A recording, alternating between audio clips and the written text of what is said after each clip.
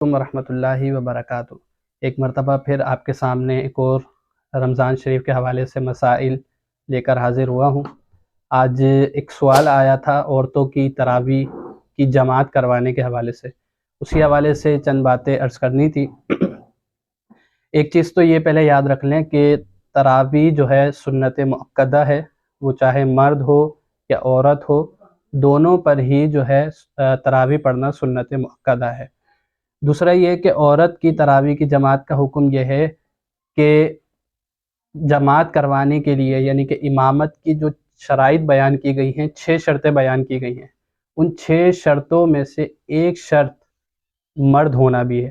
یعنی کہ کئی شرائط ہیں، بالغ ہونا، عاقل ہونا، مسلمان ہونا، معذور شرعی نہ ہونا، اسی طرح ایک شرط ہے مرد ہونا۔ اب ایک شرط یہ ہے مرد ہونا۔ اب جب ایک امامت کی 6 شرائط جب ایک شخص میں پائی جائیں گی تو ہی وہ امامت کا مستحق ہوگا، حقدار ہوگا۔ اب اگر اس کے اندر مثال کے طور پہ عورت امامت کرتی ہے تو اس کی ایک شرط مفقود ہو جاتی ہے، یعنی کہ اٹس مین کہ مرد ہونا، یہ جو شرط بیان کی گئی ہے وہ شرط فوت ہو گئی۔ اب جب ایک امامت کے اندر سے ایک بھی کوئی شرط فوت ہو جائے گی، اب صرف مرد ہونا ہی نہیں، دوسری امامت کی جتنی شرائط پائی جاتی ہے، مثال کے طور پہ ایک شرط عاقل ہونا۔ اب عاقل ہونا کوئی عقل والا نہیں ہے، یا بالغ ہونا، ایک شرط ہے بالغ ہونا۔ اب کوئی شخص ابھی بلوغت کی حد تک نہیں پہنچا ہے، ابھی نابالغ بچہ ہے، تو وہ امامت نہیں کروا سکتا۔ اسی طرح سے امامت کی شرائط میں کوئی سی بھی اگر ایک شرط مفقود ہو جائے گی تو وہ امامت نہیں کروا سکتا۔ اب جب یہ چیز میں نے بیان کر دی ہے، آپ کے سامنے پیش کر دی ہے، تو اب خود ہی اس چیز کو ڈیفائن کر لیں، سمجھ لیں کہ آیا عورت کی جماعت کروانا درست ہوگا یا نہیں ہوگا۔ لہٰذا ظاہر سی بات ہے بالکل درست نہیں ہے، بلکہ علماء کرام نے مکروہ تحریمی، اور مکروہ تحریمی ہوتا ہے ناجائز و حرام کے قریب قریب ہوتا ہے، ناجائز و حرام ہوتا ہے مکروہ تحریمی۔ تو جب علماء کرام نے عورتوں کی تراویح کی جماعت کروانا یعنی کہ عورت کا امام بن کر تراویح پڑھانا، اس کو مکروہ تحریمی کہا ہے، تو یہ صورت کہیں پر بھی جائز نہیں ہوگی۔ اب بیان کیا جاتا ہے کہ اگر عورت صفوں کے درمیان میں ہی کھڑے ہو کر امامت کرے تب بھی درست نہیں ہے، مکروہ تحریمی ہے۔ اگر امام کی طرح آگے بڑھ کر تلاوت کرتی ہے، امام بنتی ہے، تب بھی درست نہیں ہوگی۔ ایک بات ذہن نشین رکھ لیں، مسجد میں عورت کا آنا داخلہ اب ممنوع قرار دے دیا گیا۔ پہلے کے دور میں یہ جائز تھا کہ مساجد میں عورتیں آیا کرتی تھیں، حضور علیہ السلام کے دور میں بھی آیا کرتی تھی۔ اسی طرح جب حضرت حضور علیہ السلام کا جو دور تھا اس میں تو آیا کرتی تھی، مگر جب آگے صحابہ کرام کا دور آیا، حضرت عمر فاروق اعظم رضی اللہ تعالیٰ عنہ کا دور آیا، تو جب حضرت عمر نے عورتوں کے یہ معاملات دیکھے کہ اس طرح کے معاملات بگڑ سکتے ہیں اگر عورتیں مساجد میں آتی ہیں، تو حضرت عمر رضی اللہ تعالیٰ عنہ نے اس سے منع فرما دیا۔ ایک اور دلیل حضرت عائشہ صدیقہ رضی اللہ تعالیٰ عنہ کی ہمیں ملتی ہے۔ حضرت عائشہ فرماتی ہیں اگر حضور، حالانکہ وہ صحابہ کا دور تھا، اس دور سے تو لاکھ درجہ اولا دور تھا وہ، مگر اس دور کے اندر میں بھی صحابہ کرام نے منع فرما دیا تھا۔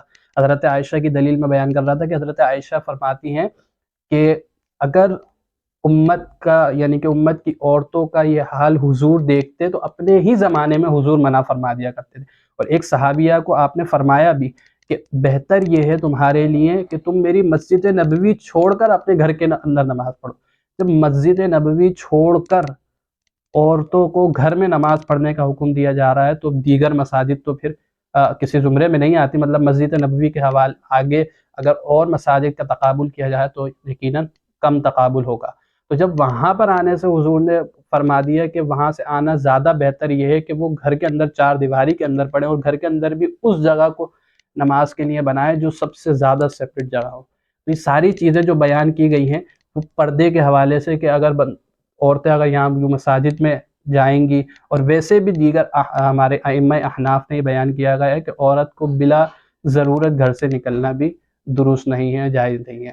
اور دوسری بات یہ ہے کہ اگر مثال کے طور پہ کہیں پر تراویح اس طرح ہو رہی ہے کہ امام مطلب مرد ہی ہے، اور سیپریٹ کہیں پر مثال کے طور پہ مسجد کے ساتھ متصل مدرسہ ہے، ٹھیک ہے، اور سیپریٹ جگہ ہے، بالکل باپردہ طریقے سے جو ہے تراویح پڑھی جا رہی ہے اور عورتیں آ رہی ہیں، اور ایک جمع غفیر نہیں لگ رہا، اس کو بھی علماء کرام نے، بعض علماء نے منع کیا ہے، مگر کئی علماء نے اجازت دی ہے کہ اگر وہ آتی ہیں اس طرح سے، ایک الگ سیپریٹ ان کا انتظام ہے تراویح کا، اور اگر وہ آتی ہیں مگر امام کی اقتدا وہ وہی کریں گے جو مرد امام ہوگا، صحیح ہے، یہ نہ ہو کہ اس کے اندر جو ہے وہ عورت امام بنے۔ عورت کسی بھی صورت میں، وہ چاہے تراویح کی جماعت ہو، فرض جماعت ہو، نفل جماعت ہو، یا دیگر طاق راتوں کے حوالے سے ہمارا دارالفتہ اہل سنت کا فتویٰ موجود ہے، اسکرین پر بھی آپ کے شیئر ہو رہا ہوگا کہ جو ہے صلاۃ التسبیح کے حوالے سے جو فتویٰ دارالفتہ اہل سنت کا ہے کہ صلاۃ التسبیح کی بھی نماز جو ہے اس کی بھی امامت عورت نہیں کر سکتی، کیونکہ امامت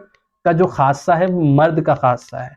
اس طرح سے کئی چیزیں جو ہے وہ عورت کے ذمے نہیں ہیں، مثال کے طور پہ طلاق دینا عورت کا حق نہیں ہے کیونکہ اس کے ذمے نہیں ہے یہ چیز۔ اب اسی طرح سے امام بننا یہ صرف مرد کے حق میں اجازت دی گئی ہے، عورت کی اس میں کوئی اجازت نہیں ہے۔ یہ بہت ہی آسان انداز میں نے کوشش کی ہے آپ کو سمجھا دوں۔ اگر اس کے علاوہ بھی آپ کو کوئی ذہن میں وسوسہ آتا ہے یا کوئی اور بات پوچھنا ہے تو نیچے کمنٹ میں جو ہے ضرور میسیج لکھ دیں، انشاءاللہ وقت مناسب پر اس حوالے سے بھی جو ہے کوشش کی جائے گی، اپنے ناقص علم کے مطابق جو ہے آپ کی رہنمائی کی جائے۔ اگر ویڈیو پسند آئے تو لازمی ہمارے چینل کو سبسکرائب کریں اور ویڈیو کو لائک اور شیئر ضرور کیجیے گا۔ ملتے ہیں پھر انشاءاللہ نیکسٹ ویڈیو میں۔ السلام علیکم ورحمۃ اللہ۔